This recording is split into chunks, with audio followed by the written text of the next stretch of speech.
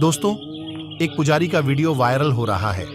Video कहाँ का है ये तो पता नहीं चला, पर है ये वीडियो अमरेंद्र बाहुबली नाम के ट्विटर अकाउंट पर शेयर किया गया है। इस वीडियो में आप देख सकते हैं कैसे अघोरी बाबा पूजा कर रहे हैं और उनके सामने एक नींबू रखा हुआ है। उनके कुछ मंत्र पढ़ते ही नींबू कैसे हवा में उठने लगता है। पहले मुझे भी लगा कि किसी ने वीडियो में पतला धागा बांधकर उठाया होगा, पर उसके बाद बाबा खुद आकर अपने हाथ से नींबू को पकड़ लेते हैं और फिर नींबू के ऊपर नीचे हाथ हिलाकर दिखते हैं।